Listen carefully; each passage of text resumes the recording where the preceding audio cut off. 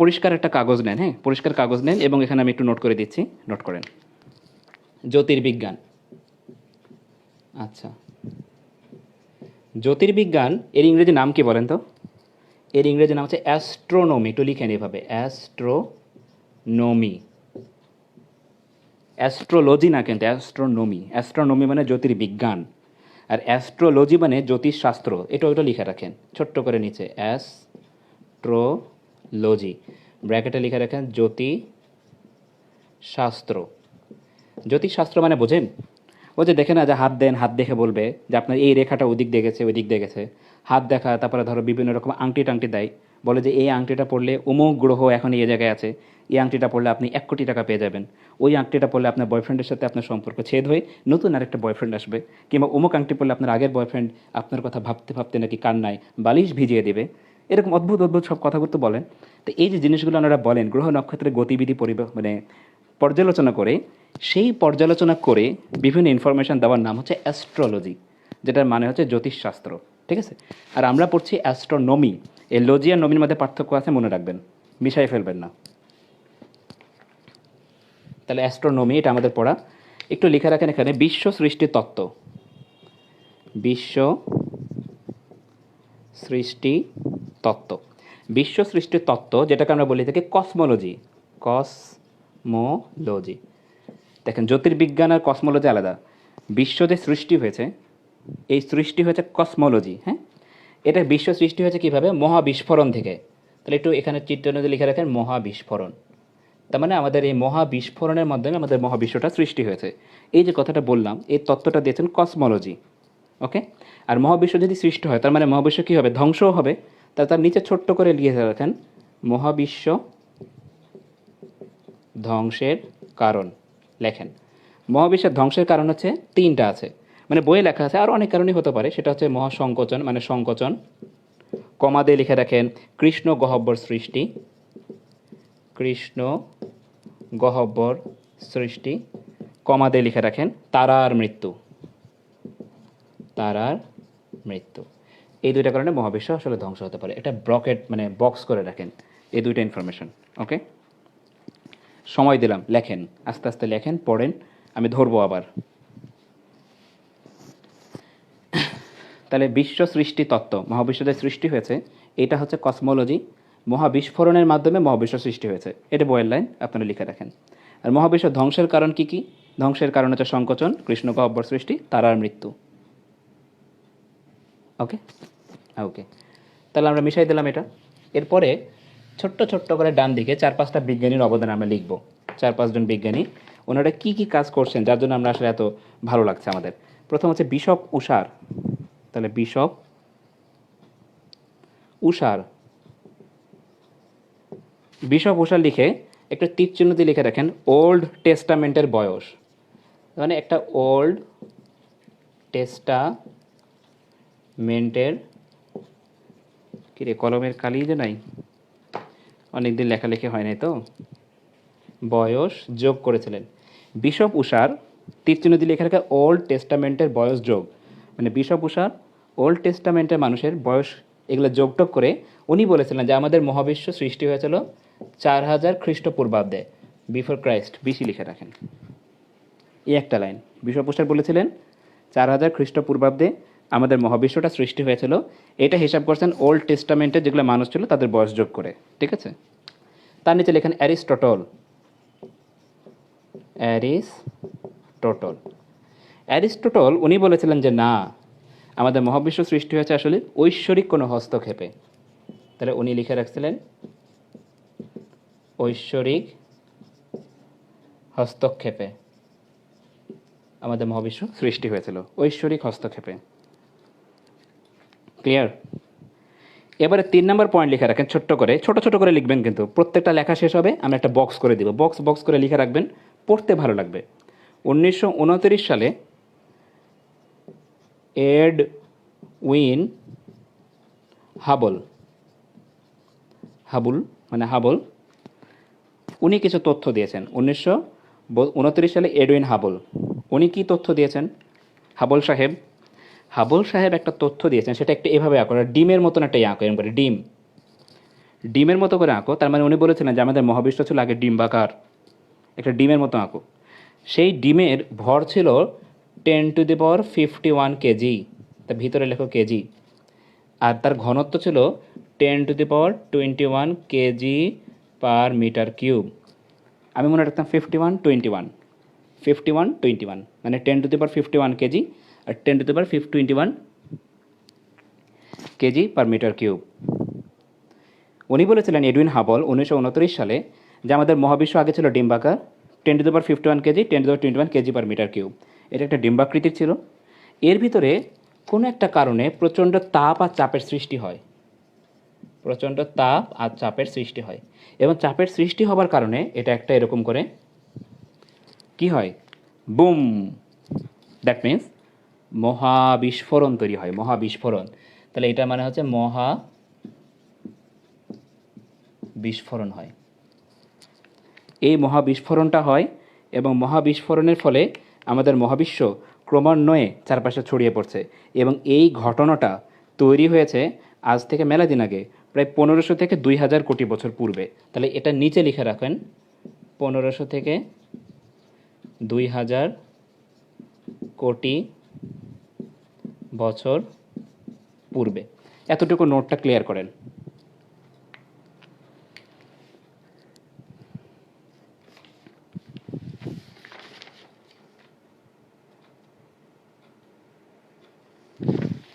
তার মানে আমি আবার একটু বলি, 1929 সালে এডুইন হাবল উনি বলেছিলেন যে আমাদের 1500 থেকে 2000 কোটি বছর পূর্বে আমাদের মহাবিশ্বের আকৃতি ছিল ডিম্বাকার, আমাদের মহাবিশ্বের আকৃতি ছিলেন ডিম্বাকার।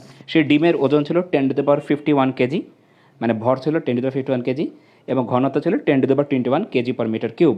ওকে, বলা হচ্ছে যে এই 1500 থেকে 2000 কোটি বছর পূর্বে এরকম একটা ডিম্বাকার আকৃতির মহাবিশ্ব প্রচণ্ড তাপ আর চাপের কারণে একটা মহাবিস্ফোরণ ঘটে, এবং সেই ডিম্বাকার বস্তুটার বিস্ফোরণের মাধ্যমেই যেটা হয় মহাবিস্ফোরণ, এবং এই বিস্ফোরণের মাধ্যমে চারপাশে সব কিছু ছড়িয়ে পড়ছে, এখান থেকে নাকি মহাবিশ্ব সৃষ্টি হয়েছে। এটা বিজ্ঞানী এডুইন হাবল বলেছেন। এবং উনি বলেছেন যে এই যে মহাবিস্ফোরণ হলো, বিস্ফোরণের ফলে তো আমাদের সব কিছু চারপাশে মির্জাপুর টি ব্যাগ যেরকম তুমি ওই চায়ের মধ্যে দিলে চারপাশে ছড়িয়ে পড়ে, ওরকম করে চারপাশে ছড়িয়ে পড়া শুরু করছে। ওকে, তাহলে উনি এই যে চারপাশে ছড়িয়ে পড়ছে এটার একটা বেগ নির্ণয় করেছেন। কি নির্ণয় করেছেন? বেগ। তাহলে এতটুকু লেখা হয়েছে সবার, না লেখা হলে তো চলে গেলে ধরতে পারবেন না। উনি এই যে বেগ নির্ণয় করেছেন, এই বেগটা উনি বলেছেন যে ভি সমানুপাতিক ডি, ভি সমানুপাতিক ডি। লেখা দেখা যায় কিনা? ভি সমানুপাতিক ডি। তার মানে এই যে মহাবিস্ফোরণে চারপাশে ছড়িয়ে পড়ার বেগ বস্তুগুলোর মধ্যবর্তী দূরত্বের সমানুপাতিক, মানে যতই দূরে যাচ্ছে তাদের বেগটা আরোই বেড়ে যাচ্ছে, এই হয়তো কথাটা বলেছেন। বা সুন্দর করে লিখে রাখো V equal to H D. এখানে এইচকে বলা হয় হাবল ধ্রুবক। এইচ হচ্ছে হাবল ধ্রুবক। কমাতে লিখে রাখো এর মাত্রা, মানে হাবল ধ্রুবকের মাত্রা সময়ের বিপরীত, মানে সময়ের মাত্রার বিপরীত, সময়ের বিপরীত।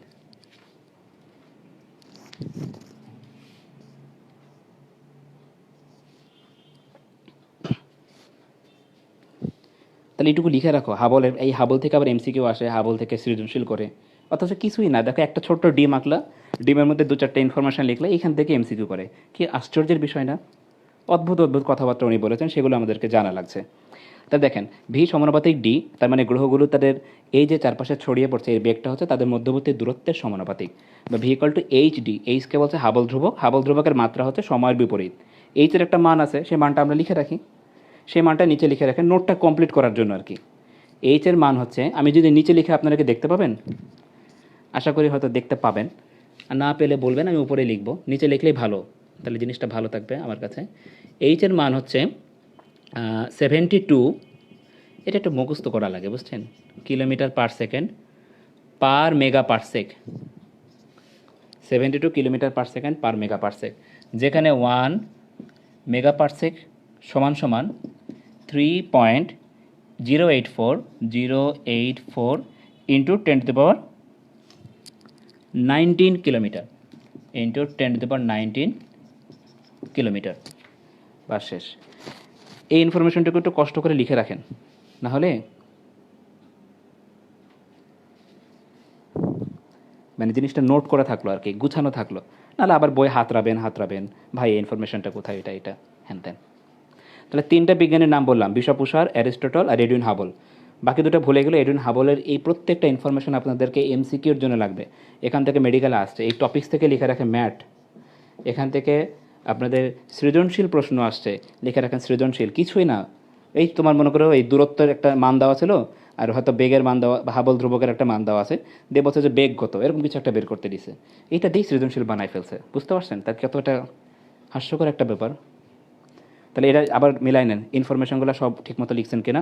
1929 সালে এডুইন হাবল উনি বলেছিলেন যে 1500 থেকে 2000 কোটি বছর পূর্বে আমাদের এরকম একটা ডিম্বাকার আকৃতির পদার্থ ছিল। সেই ডিমের মধ্যে ভর ছিল 10^51 কেজি, আর ঘনত্ব ছিল 10^21 কেজি পার মিটার কিউব। প্রচণ্ড তাপ আর চাপের কারণে এরকম ডিমের একটা মহাবিস্ফোরণ ঘটে, এবং এই মহাবিস্ফোরণের মধ্যে আমাদের মহাবিশ্বটা আসলে সৃষ্টি হয়েছে। উনি এইভাবে বলছেন যে আমাদের এইভাবে ঘটনাগুলো ঘটেছে। এই যে সৃষ্টি হলো, চারপাশে সম্প্রসারিত হচ্ছে, এই সম্প্রসারিত হবার বেগ তাদের দূরত্বের সমানুপাতিক, অর্থাৎ ভি সমানুপাতিক ডি, অর্থাৎ V equal to H D. H হচ্ছে একটা হাবল ধ্রুবক, এর মাত্রাটা সময়ের বিপরীত। এইচের মানটা আমি লিখে দিয়েছি 72 kilometre per second per mega per sec. 1 mega per sec সমান 3.084 10^19 কিলোমিটার। এখানে সাথে আসলে আপনার ওই আলোকবর্ষ এবং 1 অ্যাস্ট্রোনমিক্যাল ইউনিটের একটা সম্পর্ক আছে, ওটা এখন পড়াইতে গেলে আসলে সময়টা আমাদের অনেক বেশি লেগে যাবে। আশা করা যায় আপনাদের সবারই হয়তোবা লেখা হয়ে গেছে। যদি লেখা হয়ে যায়, যদি আপনাদের লেখা হয়ে যায়, তাহলে আপনারা তিনটা বিজ্ঞানের নাম বললেন, 4 নম্বর বিজ্ঞানীটা লিখবেন ওর নিচে।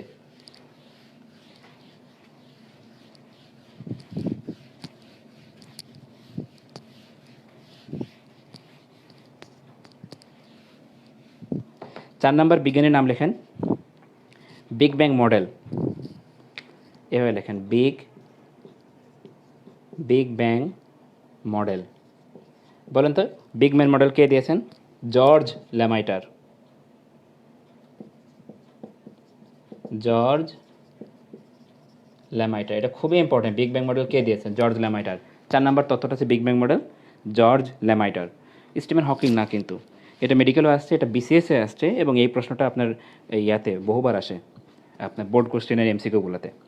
আচ্ছা, বৃহৎ বিস্ফোরণ তথ্যের পক্ষে, এই যে বিস্ফোরণ হলো, বিগ ব্যাংটা তো মানে বৃহৎ বিস্ফোরণ, এই তত্ত্বের পক্ষে যুক্তি দিয়েছেন স্টিফেন হকিং, কিন্তু তত্ত্বটা আবিষ্কার করেছে জর্জ ল্যামাইটার। তাহলে এই বিগ ব্যাংকের আরেকটা নাম লিখে রাখে নিচে, যে হচ্ছে বৃহৎ বিস্ফোরণ।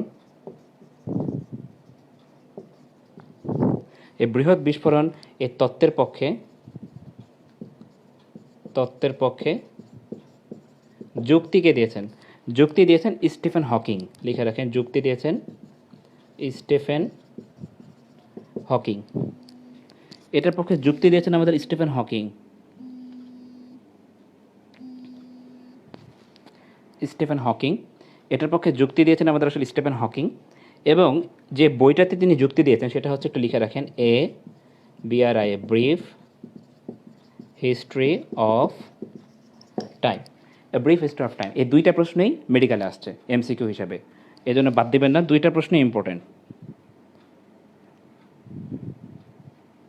ঠিক আছে, দুইটা প্রশ্নই ইম্পর্টেন্ট মেডিকেলে আসছে। এই হচ্ছে 5 জন বিজ্ঞানী। এটাও ম্যাট, এটা তো বহুবার বিসিএসে আসছে এবং বহুবার অ্যাডমিশন টেস্টগুলোতে দিছে। ঠিক আছে, তাহলে এই 5টা বিজ্ঞানীর বা 5টা ইনফরমেশন এবার একটা বক্স করেন বা লিখে রাখেন, আপনার কাজে দিবে। 5টা ইনফরমেশন এক করে লিখে দিয়েছি। ওকে, তাহলে আমাদের যেটা সৃষ্টি হচ্ছে, আর আমাদের যেটা ঘটনাটা ঘটলো, যে আমাদের মহাবিশ্ব আসলে প্রথমে ছিল ছোট্ট একটা বস্তু। সে ছোট্ট একটা বস্তু, একটা বিন্দু, তার মাঝখানে ঘনত্ব অনেক বেশি ছিল, তার ভিতরে চাপ অনেক বেশি ছিল, তাপমাত্রা অনেক বেশি ছিল। থাকার পর একসময় বুম, একটা বিস্ফোরণ হয়। এই যে মহাবিস্ফোরণ হলো, মহাবিস্ফোরণের ফলে আমাদের মহাবিশ্বটা সৃষ্টি হলো, চারপাশে ছড়িয়ে পড়ছে তো পড়ছেই। এই যে বুম বিস্ফোরণ হলো, এই যে সেকেন্ডে হিসাব, যে কততম সেকেন্ডে কি কি তৈরি হয়েছে, এবার আমরা এই ইনফরমেশনগুলো পড়ব। এখান থেকে একটা এমসিকিউ আসছিল এর আগে। আপনারা এর আগে জানেন যে আমাদের মৌলিক বল 4টা। মৌলিক বল কয়টা? 4টা। মহাকর্ষ বল, তড়িৎচুম্বকীয় বল, সবল নিউক্লিয় বল, দুর্বল নিউক্লিয় বল। কিন্তু আমরা যদি ব্যাক টু দ্য প্যাভিলিয়ার, মানে পিছন দিকে ফিরে যাই, তাহলে দেখা যাবে যে মৌলিক বল 4টাও আগে একত্রিত ছিল, একসাথে ঘনীভূত ছিল। বুঝতে পারছেন? মহাবিশ্ব তৈরি হওয়ার পরে এই মৌলিক বলগুলো আস্তে আস্তে আস্তে আস্তে আলাদা হয়েছে। তারপরে মৌলিক বল থেকে আরও অনেক ধরনের যৌগিক বল তৈরি হয়েছে।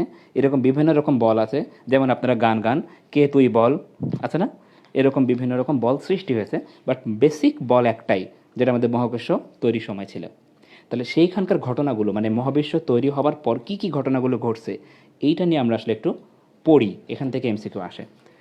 তার মানে মহাবিস্ফোরণের সময় 0 থেকে 10⁻⁻43 সেকেন্ড, কথা বোঝেন, 0 থেকে 10⁻⁻43 সেকেন্ড, মানে 0.00000000000000 করতে করতে আপনি যতক্ষণ ইচ্ছা শূন্য বলতে পারবেন 1। এরকম হলে এত সেকেন্ডের মধ্যে কী ঘটনাটা ঘটছে সেইটা আমরা পড়ব। মাথা গরম হয়ে গেলে কিছু করার নেই, এটা এমসিকিউতে আসে, বইও লেখা আছে। এরকম সময় আমাদের টেম্পারেচার ছিল 10⁻32 ডিগ্রি সেলসিয়াস, এবং এই সময়টাকে বলা হয় থাকে প্ল্যাঙ্ক সময়। একবার ভার্সিটিতে, ঢাকা ভার্সিটিতে মনে হয় এই প্রশ্নটা আসছিল একবার, প্ল্যাঙ্ক সময় কোনটা, 0 থেকে 10⁻⁻43 সেকেন্ড, বুঝছেন? এই সময়ের মধ্যে আমাদের মৌলিক বল 4টার মধ্যে একটা মৌলিক বল সেটা আলাদা হয়ে যায়, সেটা হচ্ছে সবল নিউক্লিয় বল। এই সময়ে ওই সবল নিউক্লিয় বল 4টা মৌলিক বল থেকে ছেড়ে আলাদা হয়ে চলে আসে, ঘর ছেড়ে চলে যায়। তাহলে এই সময়ের মধ্যে ডান পাশে লিখে রাখেন, এই যে ডান পাশে খাতার এখানে লিখে রাখেন যে সবল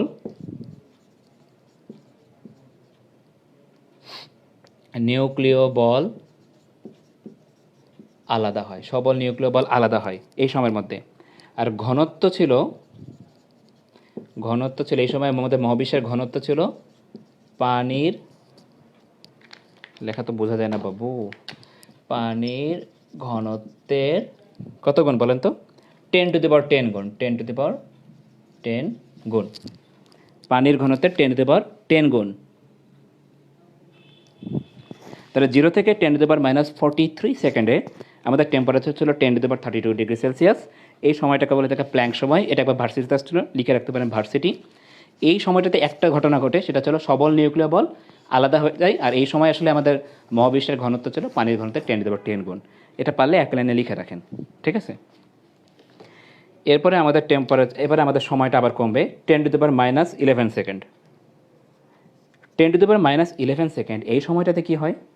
সবল নিউক্লিয় বলতে আলাদা হয়ে গেছে, তাহলে রইল বাকি 3টা বল। এই সময় 2টা বল আলাদা হয়ে যায়, একটা হচ্ছে দুর্বল নিউক্লিয় বল এবং তড়িৎচুম্বকীয় বল একসাথে। তাহলে দুর্বল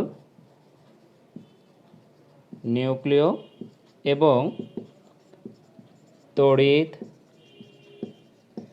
চুম্বকীয় বল আলাদা হয়ে যায়, ঠিক আছে? ভয়ের কোনো কারণ নেই, মাত্র 5টা ইনফরমেশন আছে, অলরেডি 1টা 2টা হয়ে গেছে, আর 3টা ইনফরমেশন একটু কষ্ট করে লিখে রাখেন। 3 নম্বর ইনফরমেশন আছে 0.01 সেকেন্ড, মানে 1 সেকেন্ডে 100 ভাগের 1 ভাগ। এই সময়টাতে আমাদের কি ঘটনা ঘটে? এই সময়টাতে আমাদের বিকিরণ, নিউট্রিনো এবং ইলেকট্রন পজিট্রন যুগলে মহাবিশ্ব পূর্ণ ছিল। একটু লিখে রাখেন, বিকিরণ,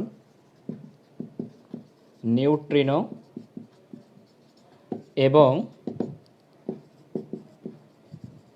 ইলেকট্রন হাইফেন দিয়ে লিখে রাখেন পজিট্রনে মহাবিশ্ব পূর্ণ ছিল।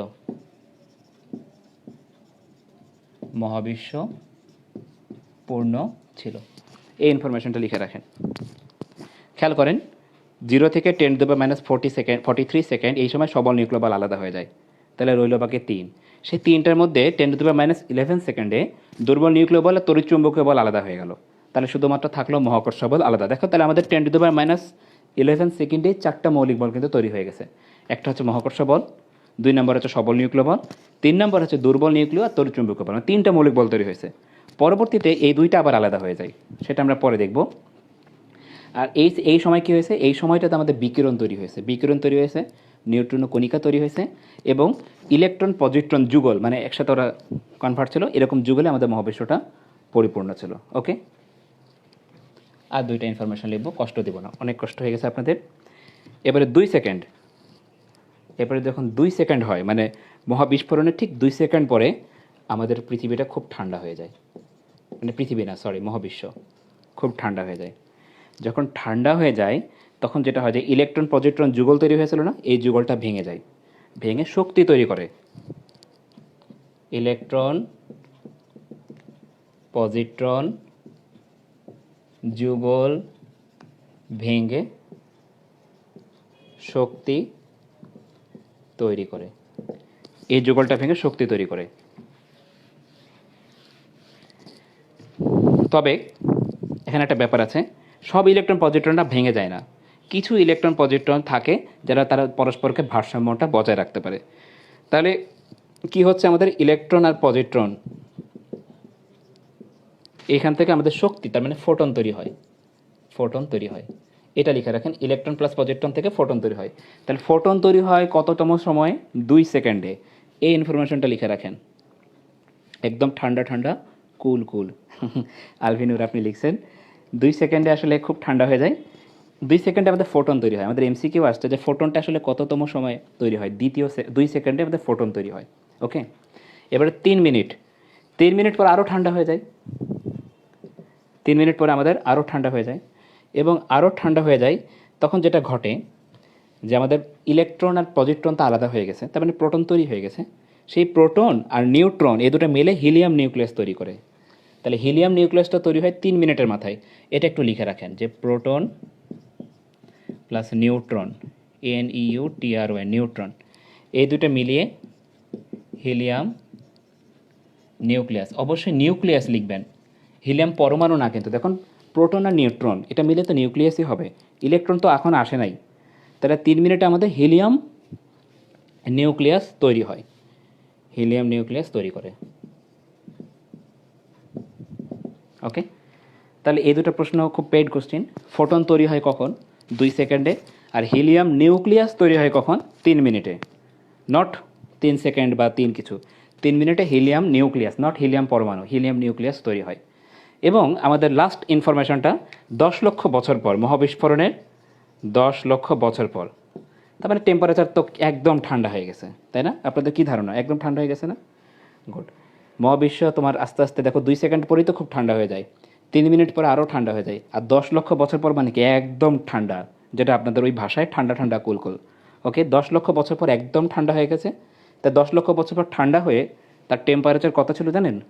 ঠান্ডা হয়ে তার টেম্পারেচার ছিল 3000 ডিগ্রি সেলসিয়াস। এখন আপনারা ও বাপস এটা একটা লিখতে পারবেন, আমি জানি। 10 লক্ষ বছর পর টেম্পারেচার ঠান্ডা হয়ে গেছে 3000 ডিগ্রি সেলসিয়াস। ওকে ওকে, তাহলে এই সময়টাতে কি হয়েছিল? এতক্ষণ তো তোমার হিলিয়াম নিউক্লিয়াস ছিল, এরপরে আমাদের ইলেকট্রন আসবে। 10 লক্ষ বছর পর ইলেকট্রন নিউক্লিয়াসের চারপাশে পর্যবেক্ষণ করা শুরু করে। তাহলে এইটা একটু লিখে রাখেন যে এই সময় ইলেকট্রন নিউক্লিয়াসের চারপাশে পর্যবেক্ষণ শুরু করে, চারপাশে পর্যবেক্ষণ শুরু করে, এবং শুরু করার কারণে হাইড্রোজেন হিলিয়াম পরমাণু তৈরি হয়। পরমাণু তৈরি হয়, আগে কিন্তু পরমাণু ছিল না, নিউক্লিয়াস ছিল, এখন তোমার পরমাণু তৈরি হয়। ওকে, তাহলে আমি যদি প্রশ্ন করি তোমাদেরকে যে হিলিয়াম পরমাণু তৈরি হয়েছে মহাবিস্ফোরণের কত সময় পর, আনসার হচ্ছে 10 লক্ষ বছর। হিলিয়াম পরমাণু তৈরি, হিলিয়াম নিউক্লিয়াস তৈরি 3 মিনিট পর। এই জায়গা থেকে আপনার প্রশ্ন আসছিল ভার্সিটিতে, এই জায়গাটা প্রশ্ন করার একটা জায়গা। এই জন্য ভালো করে আবার বলছি, মাথায় শুনে রাখেন, 10 লক্ষ বছর পর টেম্পারেচার হয়েছিল মাত্র 3000 ডিগ্রি সেলসিয়াস, মাত্র। আপনারা ও বাপস ভাবছিলাম বলবেন, বলেন নাই, মানে আপনারা এক্সপেক্টেড, জানেন হয়তোবা।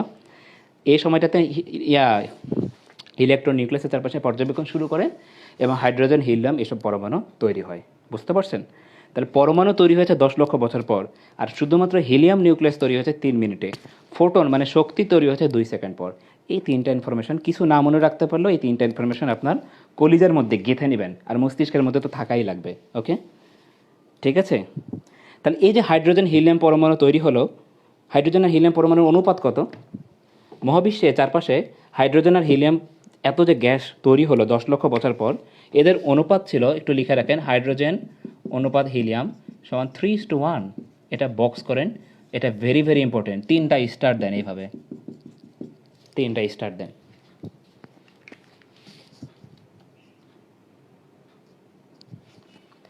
হ্যাঁ, হ্যাঁ, লাল কালিতে যেটা লিখলাম যে হাইড্রোজেন আর হিলিয়াম পরমাণু তৈরি হলো, এই যে হাইড্রোজেন হিলিয়াম পরমাণু তৈরি হলো, এদের অনুপাত হচ্ছে হাইড্রোজেন থাক 3 অনুপাত আর হিলিয়াম 3:1। ওকে ওকে, তাহলে এই হচ্ছে আমাদের ইনফরমেশন। খুব বাজে বাজে কয়েকটা ইনফরমেশন আপনাদেরকে পড়াই ফেললাম আমি, কিন্তু এইগুলো প্রত্যেকটা ইম্পর্টেন্ট, এমসিকিউতে আসে। আপনারা বইয়ে এটা খুবই দেখেন, হাইড্রোজেন আর হিলিয়াম পরমাণুতে তাদের অনুপাত কত, 3:1। আশা করি আপনারা পারবেন। মিশাই দিলাম। ওকে, তাহলে আপনাদের অনেকখানি পড়াই হয়ে গেছে। তাহলে একটা জিনিস খেয়াল করেন, প্রথমে পড়লাম কি, একটা বিভিন্ন বিজ্ঞানীদের অবদানগুলো পড়লাম। আমরা সেখান থেকে দেখলাম যে আমাদের মহাবিশ্ব প্রথমে ছোট্ট ছিল, পিচ্চি ছিল, তারপর একটা বিরম করে বিস্ফোরণ হয়, সেই বিস্ফোরণের ফলে আমাদের মহাবিশ্বটা সৃষ্টি হলো, এবং এই বিস্ফোরণের কততম সেকেন্ডে কী ঘটনাগুলো ঘটলো সেটা আমরা দেখলাম। এখন মহাবিশ্ব তো তৈরি হলো, এই মহাবিশ্ব তৈরি হবার পর এটা কি তোমার প্রসারিত হতেই থাকবে, নাকি একটা সময় যে থেমে যাবে? এই যে কোথায় প্রসারিত হবে কিংবা থেমে যাবে, এটার উপর ভিত্তি করে আমাদের মহাবিশ্বে 3টা ঘটনা ঘটতে পারে, মানে 3 রকম মহাবিশ্ব হতে পারে। তাহলে আপনারা একটু এভাবে পরের পয়েন্টে লিখে রাখেন, ঘটনা হচ্ছে 3টি। ঘটনা 3টি। 1 নম্বর দিয়ে লিখে রাখেন উন্মুক্ত মহাবিশ্ব। উন্মুক্ত মহাবিশ্ব। উন্মুক্ত মহাবিশ্ব মানে এই মহাবিশ্বটা এই যে তৈরি হলো, আর থামাথামে নাই, প্রসারিত হতেই থাকবে, হতেই থাকবে, হতেই থাকবে, হতে থাকো, হতে থাকো হো, হতে থাকো, হতে থাকো হো, ওই রকম টাইপের উন্মুক্ত মহাবিশ্ব। মানে অনন্তকাল ধরে অনন্তকাল ধরে এটা প্রসারিত হবে। এটা হচ্ছে উন্মুক্ত মহাবিশ্ব। ওকে, 2 নম্বরটা হচ্ছে সমতল মহাবিশ্ব। সমতল। সমতল বলতে এই মহাবিশ্বটার একটা আত্মসম্মান বোধ আছে। তিনি প্রসারিত হতে হতে একটা নির্দিষ্ট লেভেল পর্যন্ত প্রসারিত হবেন। প্রসারিত হবার পর তার আর আত্মসম্মানে লাগবে, আর প্রসারিত হতে চাইবেন না, আর সংকুচিত হতে চাইবেন না। তার মানে একটা নির্দিষ্ট প্রসারণের পর আর সংকোচন বা প্রসারণ কিছুই হবে না। এটা কেন বলি সমতল মহাবিশ্ব? তাহলে একটু লিখে রাখেন এভাবে যে একটি নির্দিষ্ট প্রসারণের পর সংকোচন প্রসারণ হবে না। সংকোচন প্রসারণ হবে না। ওকে, এটাকে আমরা বলি সমতল মহাবিশ্ব। আর 3 নম্বর যেটা, সেটাকে আমরা বলবো আবদ্ধ মহাবিশ্ব। 3 নম্বরটা হচ্ছে আবদ্ধ মহাবিশ্ব। আবদ্ধ মহাবিশ্ব নিয়ে আমার কথা আছে। 3 নম্বরটা হচ্ছে আবদ্ধ মহাবিশ্ব। আবদ্ধ মহাবিশ্ব নিয়ে আমার কথা আছে। আমি একটু নিচে নামাই দিই, তাহলে আপনারা দেখতে পাবেন আবদ্ধ সম্পর্কে কী কী আছে। আবদ্ধ মহাবিশ্ব মানে এই মহাবিশ্বটা কাহিনী আছে, এটার ইগো বেশি, বুঝতে পারছেন? এটা হচ্ছে আবদ্ধ। এখানে কি ঘটবে? এখানে যেটা ঘটবে যে প্রথমে হচ্ছে মহা সম্প্রসারণ হবে। সম্প্রসারিত হতে হতে হতে হতে একটা নির্দিষ্ট পর্যন্ত প্রসারিত হবে। প্রসারিত হবার পর তা আবার মহা সংকোচন শুরু করবে। এভাবে একবার বিশালভাবে সম্প্রসারিত হবে। সম্প্রসারিত হওয়ার পর একসময় বলবে আর পারি না, বড্ড হয়রান লাগে, আর প্রসারিত হতে পারি না, এরকম কথা বলবে তারা। তখন কি হবে? তারা বলবে যে আচ্ছা ঠিক আছে, আমরা আর প্রসারিত না হই, আমরা এবার মহা সংকোচন শুরু করি। তখন আবার তারা সংকুচিত হবে, হতে হতে হতে হতে একটা ছোট্ট বিন্দুতে এসে আবার মিলিত হবে। আবার যখন ছোট্ট বিন্দুতে মিলিত হবে তখন তাদের মাঝখানে আবার গণ্ডগোল লাগবে, মানে কণিকাগুলোর মধ্যে। তখন আবার একটা বুম বিস্ফোরণ হবে। এভাবে একবার আবদ্ধ মহাবিশ্বের কী ঘটে? একবার সংকোচন মানে সম্প্রসারণ, একবার সংকোচন। মহা সম্প্রসারণকে বলা হয় বিগ ব্যাং। মহা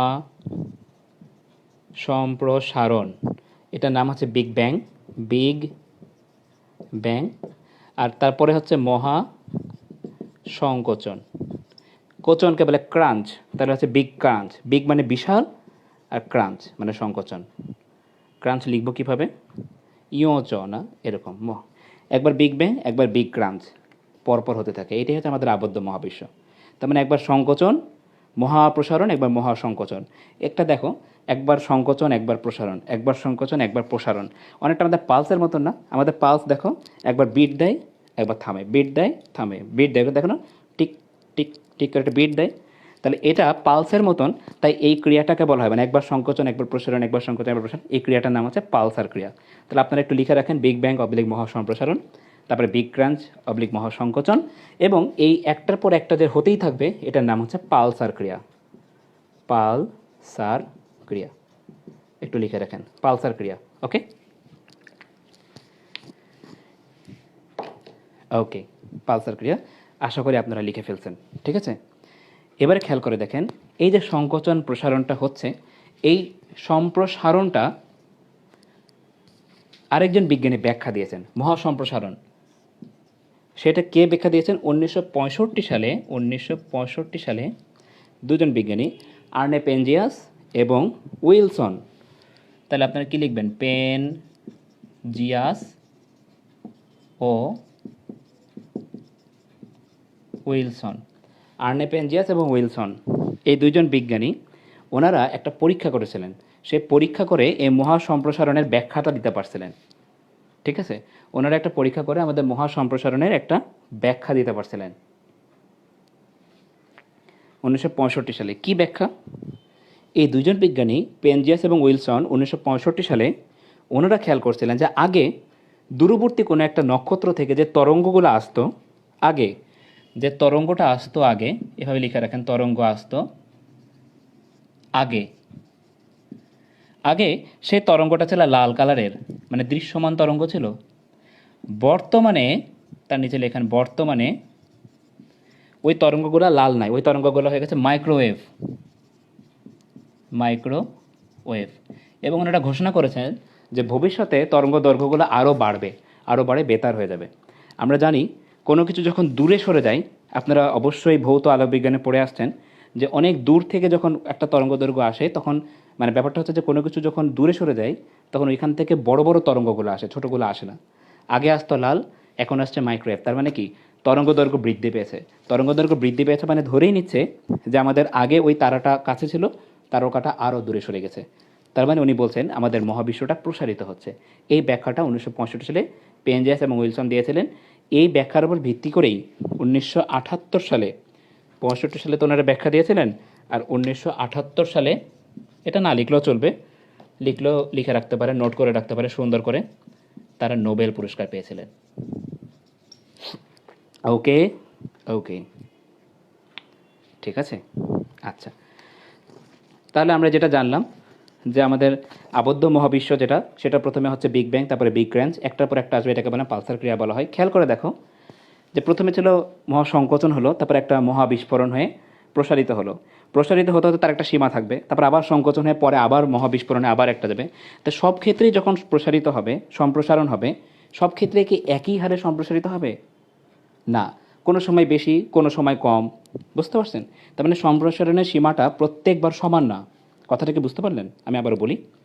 প্রথমে দেখেন মহাসম্প্রসারণ হবে, তারপরে মহাসংকোচন হবে, সংকোচন হওয়ার পরে আবার মহাসম্প্রসারণ হবে, তারপরে আবার সংকোচন হবে, আবার সম্প্রসারণ হবে।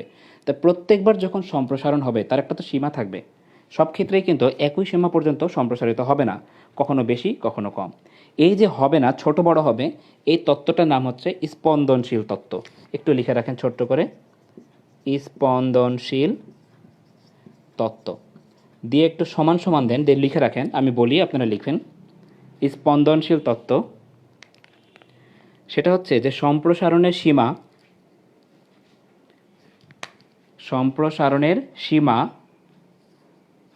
প্রত্যেকবার সমান হয় না, কম বেশি হয়। এটাই হচ্ছে স্পন্দনশীল তত্ত্ব। ওকে, আমাদের মহাবিশ্ব কিন্তু আবদ্ধ মহাবিশ্ব। ওকে,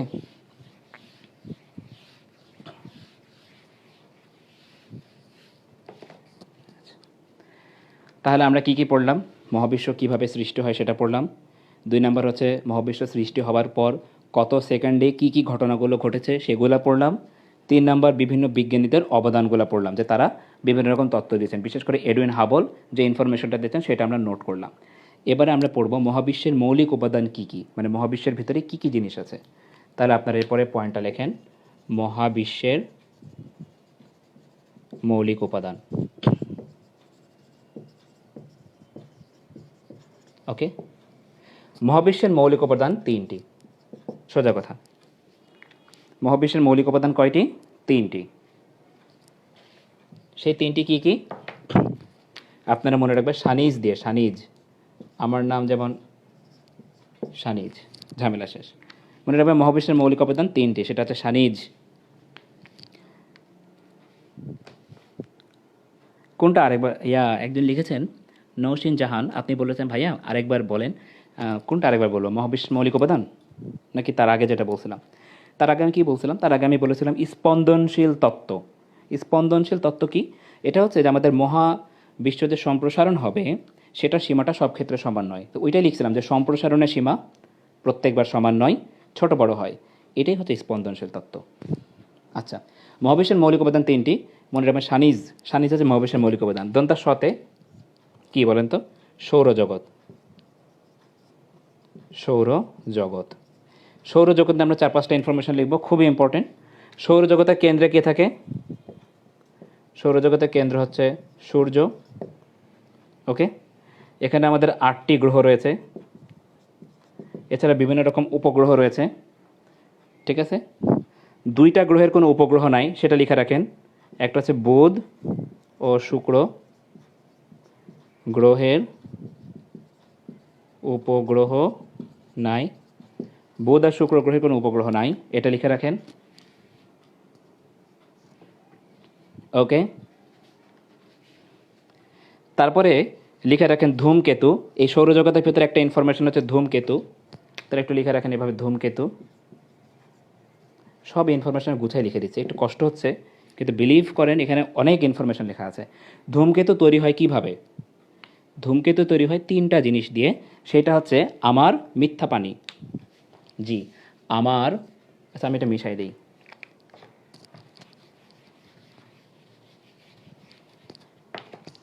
প্রথমে ছিল সৌরজগৎ, তাই না?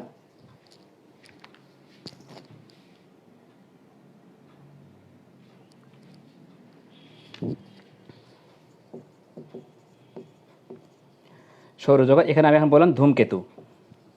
ধূমকেতু কিভাবে তৈরি হয়? ধূমকেতু তৈরি হচ্ছে 3টা জিনিস নিয়ে, সেটা হচ্ছে ধূমকেতু ইকুয়াল টু,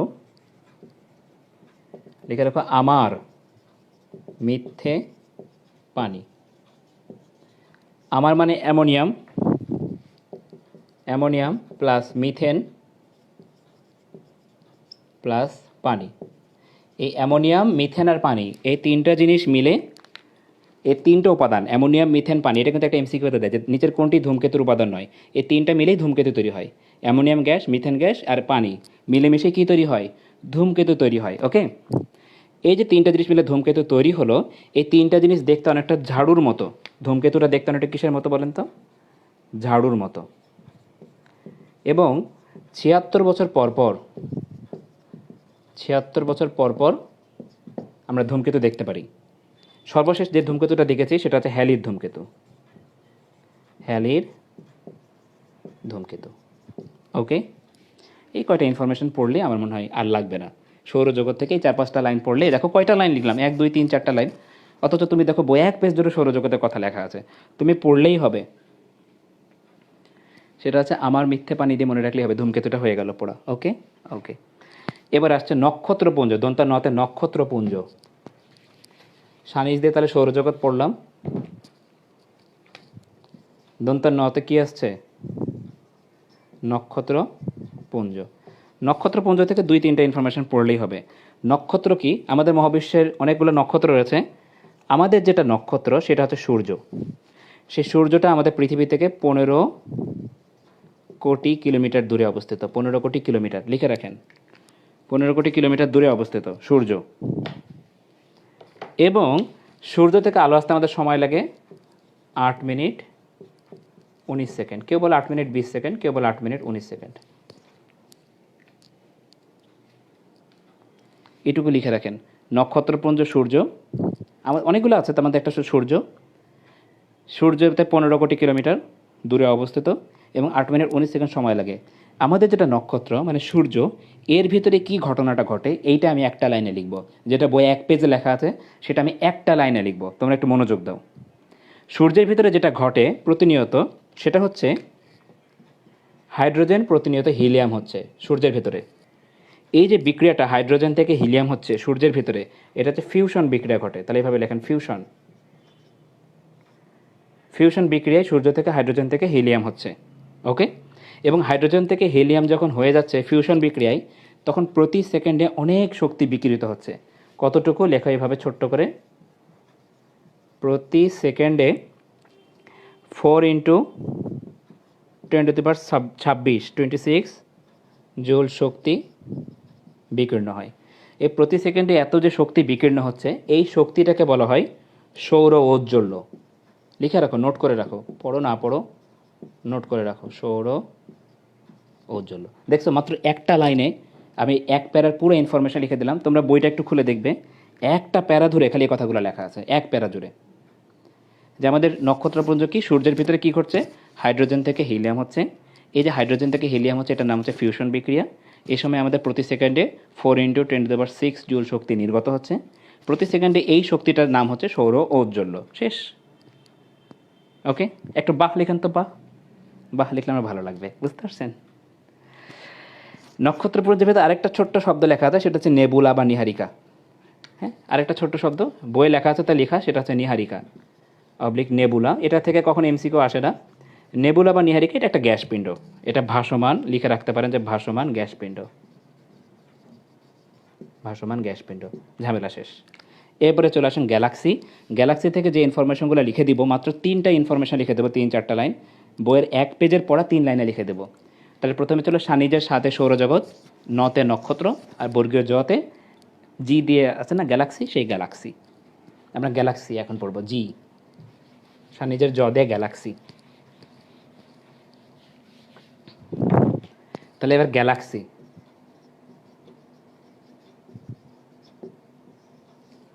ওকে, গ্যালাক্সি মানেটা কি বলেন তো?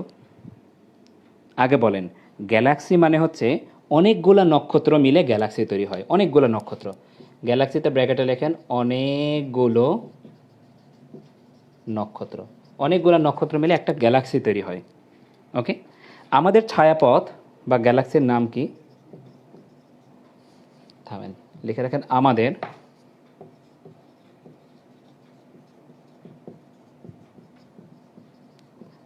ছায়াপথ বা গ্যালাক্সির নাম হচ্ছে আকাশগঙ্গা। আকাশগঙ্গা, যেটার ইংরেজি নাম হচ্ছে মিল্কি ওয়ে। নিচে লেখেন MILKY, মিল্কি ওয়ে। আমাদের যেটা ছায়াপথ, সেই ছায়াপথের নাম হচ্ছে আকাশগঙ্গা। তাহলে লেখেন আমাদের ছায়াপথ আকাশগঙ্গা, ওর আরেকটা নাম হচ্ছে মিল্কি ওয়ে। আমাদের ছায়াপথে 10⁻11 সংখ্যক নক্ষত্র আছে, 10⁻11 সংখ্যক নক্ষত্র আছে, অফকোর্স। ঠিক আছে, এবং ছায়াপথে একটা গ্যালাক্সি। এই গ্যালাক্সির ইংরেজি আরেকটা নাম হচ্ছে, আমাদের যেটা গ্যালাক্সি আমাদের, হ্যাঁ, এটার নাম হচ্ছে অ্যান্ড্রোমিডা। অ্যান্ড্রোমিডা নাম দিয়েছে, বিভিন্ন নাম হয় নাম। তাহলে আমাদের ছায়াপথ হচ্ছে আকাশগঙ্গা ছায়াপথ, যার নাম হচ্ছে মিল্কি ওয়ে। আমাদের গ্যালাক্সি হচ্ছে অ্যান্ড্রোমিডা। আমাদের ছায়াপথে 10⁻11 সংখ্যক নক্ষত্র থাকে, এবং এই যে অনেকগুলো নক্ষত্র মিলে গ্যালাক্সি তৈরি হয়, এতটুকু লেখেন। আর আমাদের গ্যালাক্সি বাদ দিয়ে, নিকটতম আরেকটা গ্যালাক্সি আছে। তাহলে আমাদের নিকটতম গ্যালাক্সি মানে নিজেদেরটা বাদ দিয়ে নিকটতম গ্যালাক্সি, সেটার নাম কি বলেন তো? আমাদের নিকটতম গ্যালাক্সি, আমাদেরটা বাদ দেয়, মানে অ্যান্ড্রোমিটার সবচেয়ে কাছের গ্যালাক্সির নাম কি? সবচেয়ে কাছের গ্যালাক্সির নাম হচ্ছে আলফা সেন্টারাই। আলফা অনেকে সেঞ্চুরি বলে, আমাদের বইয়ে দেখছি সেন্টারাই লেখা আছে, তো আমরা সেটাই পড়ি, যেটা যেটা ভালো হবে, আলফা সেন্টারাই। যেইটা আমাদের গ্যালাক্সি মানে আমাদের অ্যান্ড্রোমিটা থেকে 4.3 আলোকবর্ষ দূরে অবস্থিত। 4.3 আলোকবর্ষ দূরে। আলোকবর্ষ আপনারা জানেন যে আলো 1 সেকেন্ডে 3 × 10⁸ মিটার/সেকেন্ড যায়, মানে 8 মিটার যায়। আর 1 বছরে যতটুকু আলো দূরত্ব যাবে সেটাকে আমরা বলি আলোকবর্ষ। জেমস উপলব্ধি করছিলেন, তাই জেমসের একটা গান আছে যে তুমি ভুলে গেছো কি, তারারাও যত আলোকবর্ষ দূরে, তার চেয়েও দূরে তুমি আর আমি সরে যাই ক্রমে ক্রমে। যাই হোক, তাহলে আমাদের আবার বলি, গ্যালাক্সি মানে অনেকগুলো নক্ষত্র। আমাদের ছায়াপথের নাম হচ্ছে আকাশগঙ্গা, মিল্কি ওয়ে। সেখানে 10⁻11 সংখ্যক নক্ষত্র থাকে, একটু লিখে রাখেন, নোট করে রাখেন। আমাদের গ্যালাক্সির নাম হচ্ছে অ্যান্ড্রোমিডা। আর আমাদের গ্যালাক্সি বাদ দিয়ে নিকটতম গ্যালাক্সি যেটা, সেটা হচ্ছে আলফা সেন্টারাই, 4.3 আলোকবর্ষ দূরে অবস্থিত। ওকে, একজন প্রশ্ন করেছেন, কি প্রশ্ন করেছেন? গ্যালাক্সি কি অনেকগুলো? অফকোর্স, গ্যালাক্সি অনেকগুলা। ওকে, অনেকগুলো গ্যালাক্সি মিলেই কিন্তু আমাদের মহাবিশ্বটা সৃষ্টি। তাহলে এবার হচ্ছে গ্যালাক্সি 4 রকমের হতে পারে। বিভিন্ন বই বিভিন্ন কথা লেখা আছে, এই সাকসারের বই সুন্দর করে লেখা আছে গ্যালাক্সি 4 রকমের হতে পারে। আমরা একটু 4 রকম গ্যালাক্সির নামগুলো পড়ি। একটা হচ্ছে উপবৃত্তাকার, উপবৃত্তাকার। সাধারণত লোহিত দানব আর শ্বেত বামন, লোহিত দানব প্লাস শ্বেত বামন এই ধরনের গ্যালাক্সি হয়। আপনারা লেখা দেখতে পাচ্ছেন না, কিছু করার নাই জানেন, আমার তো কলমের কালি শেষ হয়ে গেছে গো। আচ্ছা একটু কষ্ট করছেন। সর্পিল 2 নাম্বার লেখেন সর্পিল। সর্পিল গ্যালাক্সি আমি এগুলো পরে বলবো, লোহিত দানব আর এটা একটু পরেই পড়াচ্ছি। সর্পিল গ্যালাক্সিটা হচ্ছে আমাদের যেটা ছায়াপথ, আমাদের ছায়াপথ আর আমাদের গ্যালাক্সি মানে অ্যান্ড্রোমিডা, অ্যান্ড্রোমিডা, অ্যান্ড্রোমিডা। আমাদের ছায়াপথটা আসলে সর্পিল আকার, এটা লেখার জন্যই আসলে লেখা যায়, আমাদেরটা হচ্ছে সর্পিল আকার। এছাড়া উপবৃত্তাকার হতে পারে। 3 নাম্বারটা হচ্ছে বিষম আকৃতির হতে পারে, বিষম আকৃতির হতে পারে। এবং 4 নাম্বারটা হচ্ছে রেডিও গ্যালাক্সি। এই 4টা।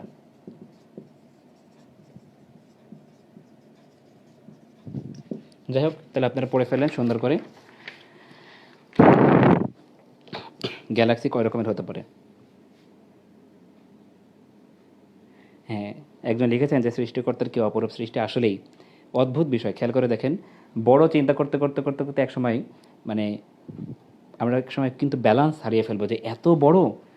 আবার ছোট খুঁজতে খুঁজতে আপনি দেখবেন, এখন তো আমরা বড় জিনিস পড়লাম যে কত বড় হতে পারে, এবার আমরা ছোট খুঁজি। পরমাণুকে ভাগ করলে আপনি দেখবেন ইলেকট্রন, প্রোটন, নিউট্রন। ইলেকট্রনকে ভাগ করবেন, প্রোটনকে ভাগ করলে আবার প্রতিকণিকা পাওয়া যায়, পজিট্রন পাবেন, মানে কত ছোট ছোট জিনিস পাওয়া যায়, মানে অদ্ভুত বিষয় আসলে। যাই হোক, তাহলে এটুকু আপনাদের লেখা হয়েছে, নোট করা হয়েছে। এটা দেখবেন বই 1 পেজ জুড়ে লেখা আছে, গ্যালাক্সি সম্পর্কে অনেকগুলো কথা। আবার একটা ছক করা আছে, দেখেন কিছু লাগবে না, এতটুকু পড়বেন, পরীক্ষা হলে যাবেন, একটা প্রশ্ন বাদ যাবে না ইনশাল্লাহ। তাহলে এতক্ষণ তো বড় বড় জিনিস পড়লাম, এবার একটা ছোট ছোট জিনিস পড়ি। আপনাদের খুব বিরক্ত লাগতে পারে, কিন্তু আসলে দেখেন নোটটা করে রাখেন, আর কখনো পরে হয়তো সুযোগ পাবেন কিনা নোট করার, করে রাখেন, কাজে লাগলে তখন আমার কথা মনে পড়বে। এবার ছোট জিনিস নিয়ে পড়ি, কণা। কণা কত রকমের হতে পারে এটা নিয়ে আমরা একটু পড়ি। আমরা 5 রকমের কণা নিয়ে পড়ব। একটা খাতায় এভাবে লেখা রাখেন কণা, অনেক বড় পেজ লাগবে। কণা দিয়ে এভাবে দাগ টানেন, এখানে লিখে রাখেন মৌলিক কণা, মৌলিক কণা। তারপরে লিখে রাখেন প্রতিকণা, প্রতিকণা। তারপরে এভাবে দাগ দেন, দাগ দিয়ে লিখে রাখেন ঈশ্বর কণা, ঈশ্বর কণা। তারপরে দেখেন কোয়ার্ক, কোয়ার্ক। আর লাস্টে লেখা রাখেন বোসন কণা। এই 5টা কণা, বই একদম স্পষ্ট এই 5টা লেখা আছে, বোসন কণা। মৌলিক কণা নিয়ে আমরা পড়ব বিস্তারিত, তার আগে 4টা সেরে দিই। 4টা সেরে দিলে আমাদের জায়গাটা কম লাগবে।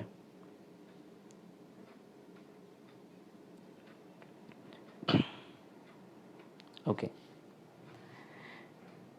প্রথমে মৌলিক কণিকাটা আমরা পরে পড়ি, আমরা প্রতিকণাটা নিয়ে পড়ি। প্রতিকণা হচ্ছে যে প্রত্যেকটা কণারই ছোট ছোট প্রতিকণা আছে, মানে কণাকে ভাগ করলে তার করেসপন্ডিং কণা পাওয়া যায়, সেটাকে আমরা বলি প্রতিকণা। 2টা জিনিসের প্রতিকণা নাই, সেই 2টা ইনফরমেশন লিখবো। তাহলে প্রতিকণাটা আগে শেষ করো। প্রতিকণাতে লেখো মেসন এবং ফোটন, এই 2টাতে কোনো প্রতিকণা নাই।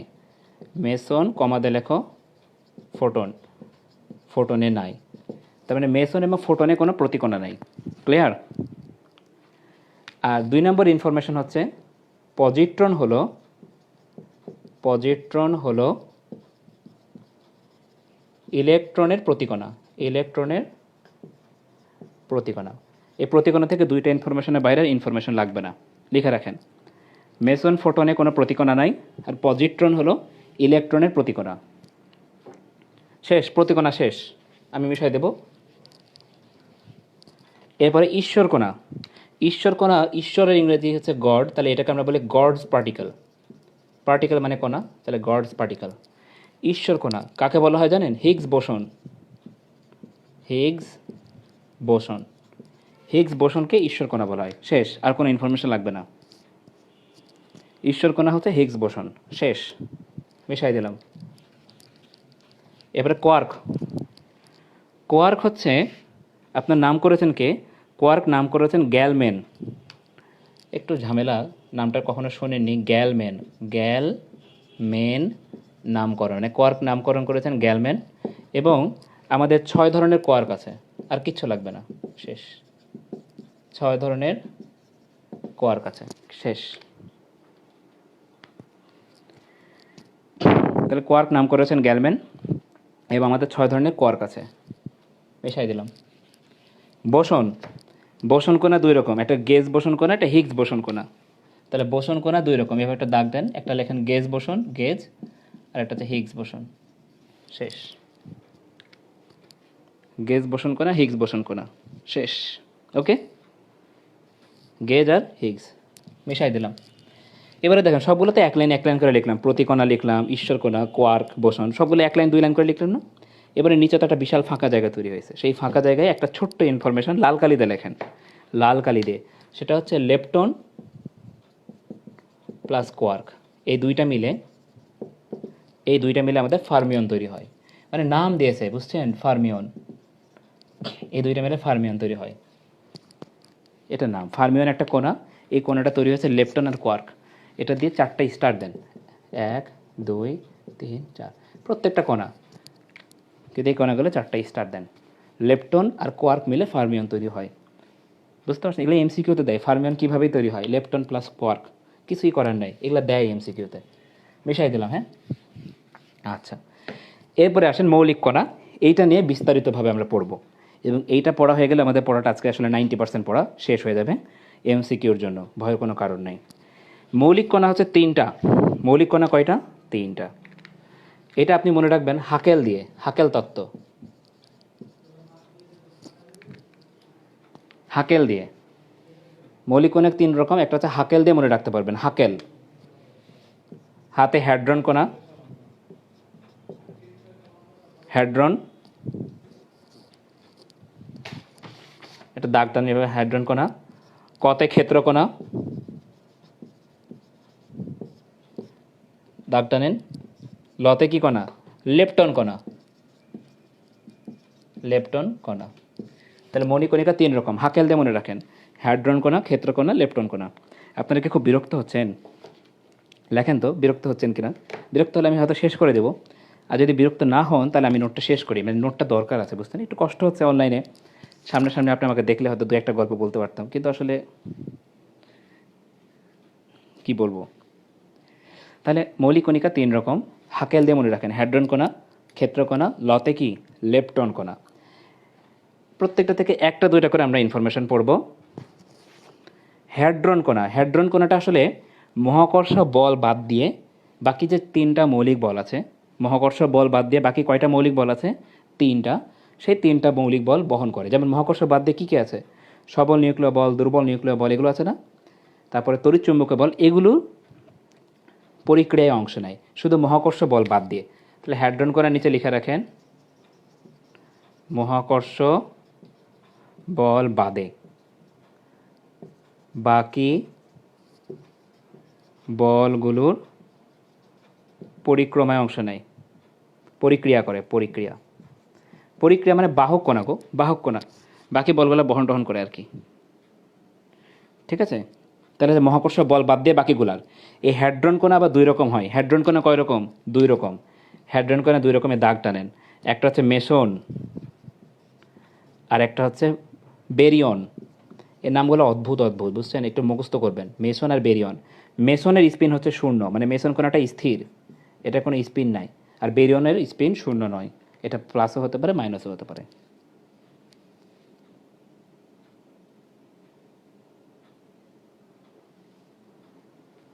তাহলে দেখেন, হ্যাড্রন কণা হচ্ছে মহাকর্ষ বল বাদ দিয়ে বাকিগুলোর পরিক্রিয়া অংশ নেই। হ্যাড্রন বল 2 রকম, মেসন আর বেরিয়ন। মেসনের স্পিন 0, বাকির স্পিন 0 না। স্পিন মানে ঘূর্ণন। হ্যাড্রন কণা থেকে 2টা ইনফরমেশন, এটা একটা পড়লেই হয়ে গেল, আর লাগবে না। হ্যাড্রন কণার পরে আমাদের ক্ষেত্র কণা। ক্ষেত্র কণা হচ্ছে, এটা তো মহাকর্ষ বল বাদ দিয়ে বাকি 3টা অংশ নেয়। আর এইটা হচ্ছে দুর্বল নিউক্লিয় বল, এটা হচ্ছে ফোটন, সরি আমি ভুল বললাম, সবল নিউক্লিয় বল বাদ দিয়ে বাকি 3টার অংশ নেয়, সবল নিউক্লিয় বল। এটা হচ্ছে মহাকর্ষ বল বাদ দিয়ে, আর এটা হচ্ছে ক্ষেত্রকণা হচ্ছে সবল নিউক্লিয় বল বাদে, বাদ বাকি কণাগুলো পরিবহনে অংশ নেয়, সবল নিউক্লিয় বল বাদে। এটা একটু খেয়াল করবেন, হ্যাঁ। প্রথমটাতে মহাকর্ষ বল বাদ দিয়ে বাকি যে 3টা কণিকা রয়েছে, সেই 3টা কণিকার পরিক্রমা করে নেয়, মানে সেই 3টা কণিকাতে অংশ নেয়। আর ক্ষেত্রকণাটাতে সবল নিউক্লিয় বল বাদ দিয়ে বাকি 3টা, বাকি তিনটা কী কী? তাহলে এখানে মহাকর্ষ বল থাকবে, দুর্বল নিউক্লিয় আর বাকিটা থাকবে। এগুলোতে তোমার অংশ নেবে আর কি, পরিক্রিয়া অংশ নেই, সবল নিউক্লিয় বল বাদ দিয়ে। ঠিক আছে। আর বেসিক্যালি আমাদের ক্ষেত্রকণাটা তৈরি হচ্ছে তিনটা জিনিসের সমন্বয়ে। ক্ষেত্রকণা কী কী সমন্বয়ে তৈরি হচ্ছে? তিনটা জিনিস। একটু লেখো, ক্ষেত্রকণা ইকুয়াল টু তিনটা জিনিস। একটা হচ্ছে ফোটন,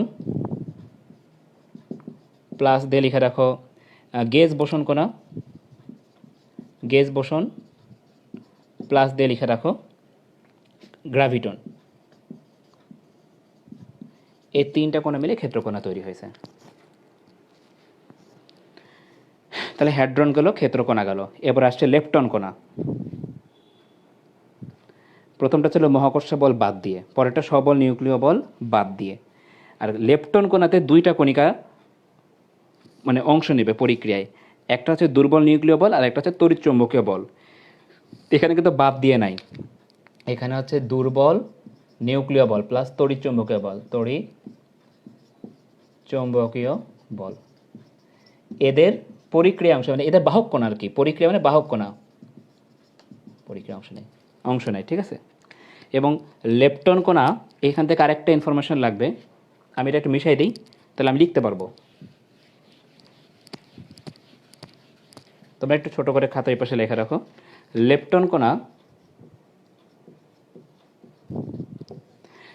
কণার স্পিন হচ্ছে হাফ, মানে অর্ধেক ঘুরে। স্পিন হচ্ছে হাফ, কিন্তু জীবনকাল অসীম,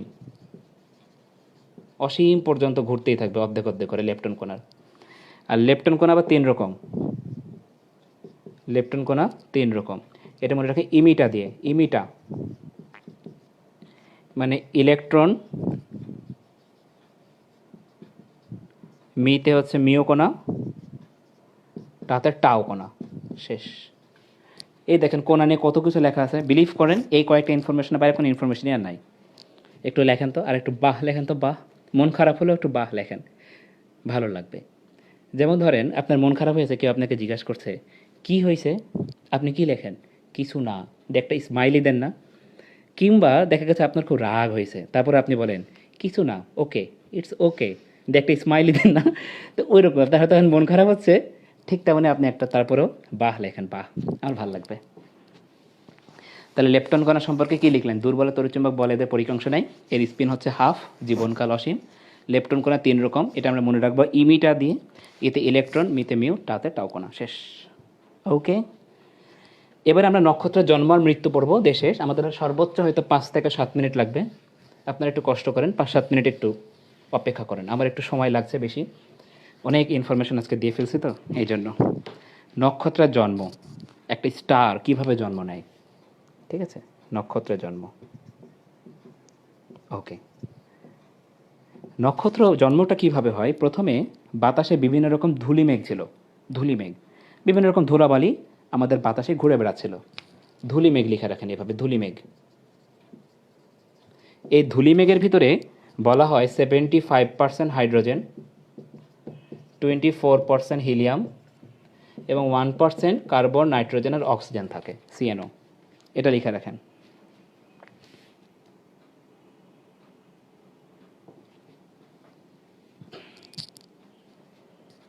ধূলিমেঘ, ধূলিমেঘে 75% হাইড্রোজেন,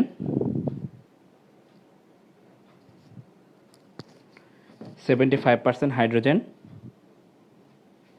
তারপরে লেখেন 24% হিলিয়াম আর 1% কি থাকে? সিএনও, কার্বন, নাইট্রোজেন আর অক্সিজেন থাকে। Okay okay. এই যে ধূলিমেঘ, hydrogen, helium, carbon, nitrogen, oxygen, এগুলো বিভিন্ন জায়গায় আকাশে বাতাসে ঘুরে বেড়াচ্ছে, কিন্তু তাদের মধ্যে তো একটা আকর্ষণধর্মী বল রয়েছে, সেটাকে আমরা কি বলি? সেটাকে আমরা বলি মহাকর্ষ বল। এই মহাকর্ষ বলের কারণে ধূলিমেঘ জমাট বেঁধে যায়, জমাট। এটা কোন বলের কারণে? মহাকর্ষ বলের কারণে। লেখেন মহাকর্ষ বলের কারণে। মহাকর্ষ বলের কারণে তারা যখন জমাট বেঁধে যায় তখন কি হয়? তখন তারা কাছাকাছি চলে আসে। আপনারা পড়েছেন যে যখন আমরা কাছাকাছি চলে আসে তখন আসলে স্থিতিশক্তি কমে যায়, গতিশক্তি বেড়ে যায়। খুব স্বাভাবিক, দুটো মানুষ যখন কাছাকাছি চলে আসে তখন তারা কি স্থির থাকে? তাদের ভিতরে গতিশক্তি বেড়ে যায় না? আপনারা একটু অন্যভাবে নিয়েন না, কিন্তু আসলে আমরা যেহেতু মেডিকেলে পড়ি তো আমরা দেখি আর কি, যে দুটো মানুষ কাছাকাছি থাকলে তো আসলে আর, যাই হোক কিছু না বলি, ভালোভাবে বলি। তো তার মানে কি আমাদের এই ধূলিকণাগুলো যখন কাছাকাছি চলে আসে তখন তারা নিশ্চয়ই স্থির থাকে না, তাদের ভিতরে গতিশক্তি বেড়ে যায়। তার মানে যখন জমাট বাঁধে তখন যেটা ঘটে যে স্থিতিশক্তি কমে যায় এবং গতিশক্তি বেড়ে যায়, মানে অ্যাকশন বেড়ে যায়। ওকে, গতিশক্তি বেড়ে যায়। যখন গতিশক্তি বেড়ে যাচ্ছে তার মানে কিন্তু একটা ঘটনা ঘটাচ্ছে, তারা কি ঘটাচ্ছে, তারা বারবার সংঘর্ষ করছে এবং সংঘর্ষের কারণে তাপমাত্রা বাড়বে। স্বাভাবিক, কাছাকাছি আসলে গতিশক্তি বাড়লে তো তাপমাত্রা বাড়বেই। তাহলে সংঘর্ষ বাড়বে এবং তাপমাত্রা বৃদ্ধি পাবে। যখন তাপমাত্রা বাড়বে, তাপমাত্রা বাড়ারও তার লিমিট আছে, বাড়তে বাড়তে বাড়তে বাড়তে একসময় কেমন কেমন করে না, শব্দ হয় না, তো এরকম আমাদের এখানে শব্দ হবে, তাপমাত্রা বাড়বে। তো বাড়তে বাড়তে বাড়তে বাড়তে তাপমাত্রা যখন অনেক বেড়ে যাবে, তাপমাত্রা বাড়তে বাড়তে 10⁻⁷ ধরো 7 কেলভিনে যখন পৌঁছায় যাবে, তাপমাত্রা যখন 10⁻⁷ কেলভিনে পৌঁছায় যাবে তখন ফিউশন হয়ে যাবে, মানে একত্রিত হয়ে যাবে, ফিউশন হয়ে যাবে। যখন ফিউশন হবে, ফিউশনে কী ঘটনাটা ঘটবে, হাইড্রোজেন থেকে মেইনলি হিলিয়াম হবে। এই যে আমাদের হাইড্রোজেন ছিল, এই হাইড্রোজেন থেকে হিলিয়ামে কনভার্ট হয়ে যাবে। ওকে, হাইড্রোজেন থেকে হিলিয়াম যখন হয়ে যাবে তখন প্রচণ্ড চাপ, বহির্চাপ বৃদ্ধি পাবে, বহির্চাপ বেড়ে যাবে। খুব স্বাভাবিক, আগে এমনি বাতাসে ভেসে বেড়াচ্ছিল, পরে তারা কাছাকাছি আসলো মহাকর্ষ বলের জন্য। কাছাকাছি যখন আসলো আমরা জানি যে দুটা জিনিসটা ভুল বলছি, দুটা মানে পদার্থগুলো কাছাকাছি আসলে কি হয়, এই স্থিতিশক্তি কমে যাবে, গতিশক্তি বেড়ে যাবে, স্বাভাবিক ব্যাপার। গতিশক্তি বাড়বে মানে তাদের ভিতরে সংঘর্ষ হবে, সংঘর্ষ হবে মানে কি টেম্পারেচার বাড়বে। টেম্পারেচার যখন বাড়বে, বাড়তে বাড়তে কী আসবে, অনেক বেড়ে যাবে, 10⁻⁷ কেলভিনে চলে যাবে, তখন তারা একত্রিত হয়ে যাবে, ফিউশন হয়ে যাবে। যখন ফিউশন হবে তখন হাইড্রোজেন থেকে হিলিয়াম তৈরি হবে। তখন এত টেম্পারেচার ফিউশন হয়ে গেল তখন একটা বিকট চিৎকার আসে না, স্বাভাবিক ব্যাপার, একটা বিকট চিৎকার আসে। সেই চিৎকারটা হচ্ছে মহাবিস্ফোরণ হবে। আর এই মহাবিস্ফোরণ হয়ে চারপাশে বিস্ফোরিত হবে এবং বিস্ফোরণের পরে আমাদের নক্ষত্রের জন্ম হবে।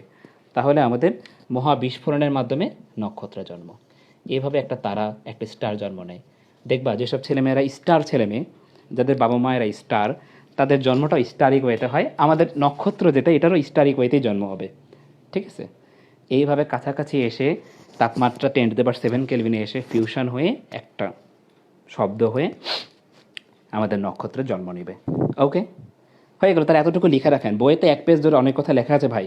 এতটুকু ইনফরমেশন লিখে আপনি বানায় লিখলে এমনি সৃজনশীলে 10টা লাইন বানাই দিতে পারবেন। আর এমসিকিউতে আপনি পারবেন। এই যে টেম্পারেচারটা আসে, কত টেম্পারেচার হয়, এই যে 10⁻⁷ কেলভিন, এটা একটা এমসিকিউর প্রশ্ন। এইগুলোও আসে, কোন শক্তি বাড়ে কোন শক্তি কমে, মনে রাখবেন। ওকে ওকে, তার মানে একটা স্টার জন্ম নিল, মানে নক্ষত্র জন্ম নিল। ছোটো ছিল, একটা ছোটো বাবু হলো, মানে ছোট নক্ষত্র হলো আর কি, দুঃখিত। নক্ষত্রটা আস্তে আস্তে আস্তে আস্তে কী হবে, বড় হবে। বড় হতে হতে হতে একসময় তার যৌবনে চলে আসবে। যৌবনে যখন চলে আসবে চারপাশে আলো বিকিরিত করবে। আলো বিকিরিত করতে করতে করতে করতে যৌবন শেষ, একসময় নক্ষত্রটা মারা যাবে। আমরা এখন নক্ষত্রের মৃত্যু পড়ব।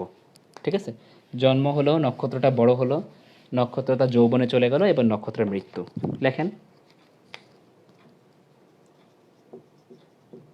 নক্ষত্রের মৃত্যু। একটা স্টার মারা যায় কিন্তু স্টারিক ওয়েতে। আপনার আমার মতো স্বাভাবিকভাবে মানুষ মারা যায় না। আপনি মারা গেলে কি করবে, আমি মারা গেলে যেটা হবে যে আমাদের জানাজা হবে, জানাজার পরে আমাদেরকে কবরে রেখে আসবে, তাই কি না? কিন্তু দেখবেন যে যখন কোনো স্টার মারা যাবে তখন তাদেরকে কিন্তু ডিরেক্ট কবরে রাখবে না, তাদেরকে কি করে কফিনের মধ্যে রাখে। তারপরে কফিনটাকে মনে করে একদম জাতীয় পতাকা হোক বা একদম লাল নীল পতাকা দিয়ে মোড়াবে।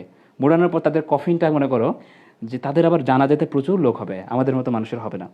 এবং তারপরে দেখা যাচ্ছে যে তাদের একদম কী শব্দ, একদম সেলুট করবে, এই করবে, কফিনে চুমু খাবে টুমু খাবে। তারপরে দেখবেন কফিনটা ঘাড়ে করে নিয়ে যাবে, ঘাড়ে করে নিয়ে যেয়ে তারপরে এই কফিনটা মনে করো ওইভাবে মাটির ভিতর রাখবে। মানে স্টারের মৃত্যু হবে স্টারিক ওয়েতে, তাই না? নক্ষত্রের মৃত্যু হবে নক্ষত্রের মতো, আমার আপনার মতো মারা যাবে। ঠিক তেমনই আমাদের এই যে নক্ষত্র, এটা তারকা, এইটা মারা যাবে। তো সব নক্ষত্র তো একই রকম না। সূর্যের ভরের সাথে 1.4 গুণ যাদের ভর, হ্যাঁ, এই 1.4 গুণ বা 1.4 মাস অফ সান বলা হয়, মানে সূর্যের ভরে এমও, এইটার উপর ভিত্তি করে আমাদের নক্ষত্রকে 3 ভাগে ভাগ করব এবং 3টা নক্ষত্রের 3টা স্টাইলে মারা যাবে। তাহলে এই যে 1.4, এই ভরসীমাটাকে বলা হয় চন্দ্রশেখর ভরসীমা। এই ভরসীমাকে বলা হয় চন্দ্রশেখর ভরসীমা।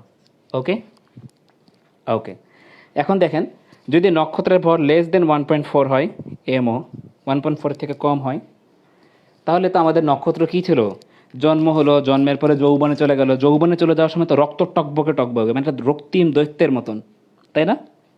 তার মানে আমাদের যৌবনের নক্ষত্র ছিল রক্তিম দৈত্য, বিশাল বড় নক্ষত্র, মানে তো বুঝতে পারছেন। কিন্তু ভর যদি 1.4-এর কম হয় তাহলে সেটা হয়ে যাবে নেবুলা, নেবুলা বা নিহারিকা হবে। আপনারা একটু পড়ছিলেন, আমি লিখে দিয়েছিলাম হোয়াট ইজ নেবুলা বা নিহারিকা, একটু পাতা উল্টালে মনে পড়বে। নেবুলা থেকে তারা যেটা হবে শ্বেত বামুন হয়ে যাবে, শ্বেত বামুন, শ্বেত বামুন থেকে পরবর্তীতে হয়ে যাবে কালো বামুন, দেশেষ বামুন হয়ে তারা মারা যাবে, বামুন হয়ে। যদি তাদের লেস দেন 1.4 এম হয় তাহলে তারা কী হয়ে মারা যাবে, বামুন হয়ে মারা যাবে। যদি 1.4 থেকে 3 এমও এর মধ্যে হয় তাহলে প্রথমে তো ছিল রক্তিম দৈত্য, রক্তিম দৈত্যের পরে তাদের আর নেবুলা হবে না, তারা হবে সুপারনোভা বিস্ফোরণ, সুপারনোভা বিস্ফোরণ। মারা যাওয়ার আগে বিকট চিৎকার দিয়ে মারা যাবে, সে কী অবস্থা। এই সুপারনোভা বিস্ফোরণের পরে যেটা হবে সেটাকে বলবো নিউট্রন তারা, নিউট্রন তারা। এবং নিউট্রন তারার পরে তারা তারকা হয়ে মারা যাবে, নক্ষত্র নক্ষত্রের মধ্যে মারা যাবে, মারা যাওয়ার সময় তারা তারকা থাকবে, তারকা হয়েই তারা মারা যাবে। এভাবে লেখা নাই কিন্তু বইয়ে, প্যারা প্যারাই করে লেখা আছে, তীর চিহ্ন দিয়ে একটু লিখে নেন, আপনার লাভ হবে।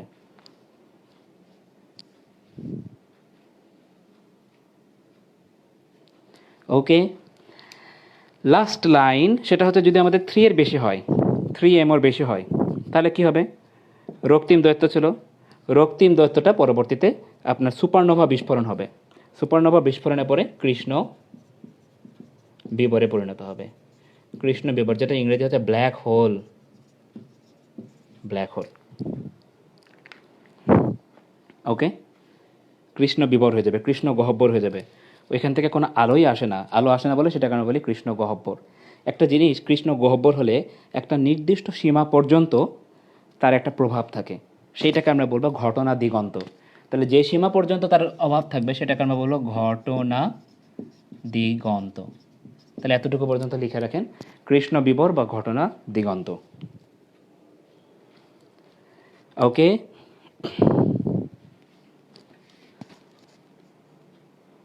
আচ্ছা, ঘটনা দিগন্ত মনে থাকবে। 3 এর বেশি হলে প্রথমে ছিল রক্তিম দৈত্য, সুপারনোভা বিস্ফোরণ হবে, এই বিস্ফোরণের পরে তারা কৃষ্ণ বিবরে পরিণত হবে, যেটাকে বলা হচ্ছে ব্ল্যাক হোল। কৃষ্ণ বিবর মানে কি, যে পর্যন্ত তার প্রভাবটা থাকবে, মানে যতটুকু পর্যন্ত কোনো একটা বস্তু গেলে খপ করে এটা কেড়ে নিবে, সেই পর্যন্ত ঘটনাটাকে বলা হয় থাকে ঘটনা দিগন্ত। ওকে, ঘটনা দিগন্ত। এই যে কৃষ্ণ বিবর, এটা আবিষ্কার করেছেন জন হুইল, এটা হচ্ছে 1969 সালে জন হুইলার, জন হুইলার কৃষ্ণ গহ্বর বা কৃষ্ণ বিবর আবিষ্কার করেন। জন হুইলার আবিষ্কার লিখে রাখেন, আবিষ্কার, এটাই মনে রাখবেন। জন হুইলার কৃষ্ণ বিবর আবিষ্কার করেন 1969 সালে। এটা বিসিএসেও আসছিল, মেডিকেলও আসছিল। ঠিক আছে, তাহলে একটা জিনিস কৃষ্ণ মানে গহ্বর হতে হলে তো একটা নির্দিষ্ট ব্যাসার্ধ থাকা লাগবে, যে ব্যাসার্ধের মধ্যে তার ব্যাসার্ধ হলেই তবেই সেটা কৃষ্ণ গহ্বর হবে। এই ব্যাসার্ধটা হচ্ছে আরএস, মানে শোয়ারছিল্ড ব্যাসার্ধ বলা হয়। এটার একটা সূত্র আছে, 2gm divided by C square. ঠিক আছে, এই ব্যাসার্ধটার নাম হচ্ছে কার্ল শোয়ারজশিল্ড আবিষ্কার করেছেন, তাই এটার নাম লিখবে তোমরা শোয়ারজশিল্ড ব্যাসার্ধ অবলিক সংকট ব্যাসার্ধ। একটা বই লেখা আছে এটাকে সংকট ব্যাসার্ধ। সাধারণত একটা সূর্য থেকে 5 MO ভরের কৃষ্ণ গহ্বরের ব্যাসার্ধ সাধারণত আমরা যেটা দেখি, যে আমরা ধারণা করি 15 কিলোমিটার, মাত্র 15 কিলোমিটার এই রেঞ্জের ব্যাসার্ধ হয়। শেষ, আমাদের জ্যোতির্বিজ্ঞান মোটামুটি যে ইনফরমেশনগুলো লাগবে সবগুলো আমি গুছিয়ে দিয়েছি, তোমরা আজকে অবশ্যই অবশ্যই পড়বা, পড়ার পরে দেখবা। তো ঠিক আছে, আজকে মেলা পড়ছো, পড়তে পড়তে একদম কী বলবো ক্লান্ত হয়ে গেছো, তোমরা একটু লিখে ফেলো, লেখাটা শেষ করো। আর দেখে আমি যেহেতু একটু ফাঁকা হয়েছি, মানে ফ্রি হয়েছি, এখন ফাঁক টাইমে এসে আপনাদের সাথে আবার আমরা কি করব, ক্লাস করব। ঠিক আছে, তাহলে আজকের ক্লাসটা কেমন লাগলো আপনাদের? আমি একটু ঘেমে গেছি, মানে ক্লাস নিতে গেলে আসলে ঘেমে যাই। তো আজকের ক্লাসটা কেমন লাগলো আপনাদের? একটু জানান, ঠিক আছে? ভালো লাগলে লিখেন ভালো লাগছে। আমারও ভালো লাগবে আপনারা যখন লিখবেন এটা, এই জন্য। আর আপনাদের যদি কোনো কমপ্লেইন থাকে, কমপ্লেইন বলতে কোনো প্রবলেম থাকে, তাহলে সেটা লিখবেন। আর আপনাদের জন্য দোয়া করি, পড়াশোনা করবেন। আসলে এমনভাবে পড়াশোনা করবেন, একটা কথা একদিন বলছিলাম, আবার বলি, এমনভাবে পড়াশোনা করবেন যেন লাস্টে মনে না হয় যে ইস, আরেকটু পড়লে বোধহয় ভালো হতো, আরেকটু পড়লে বোধহয় আরেকটু ভালো কিছু করতে পারতাম। এটা যেন মনে না হয়। আপনি আপনার মতো সর্বোচ্চ লেভেল পর্যন্ত পড়বেন, তারপরে বাকিটুকু আল্লাহ ভরসা, ঠিক আছে? তো ঠিক আছে, আল্লাহ হাফেজ সবাইকে। অনেকক্ষণ ধরে সময় নিলাম। আসসালামু আলাইকুম।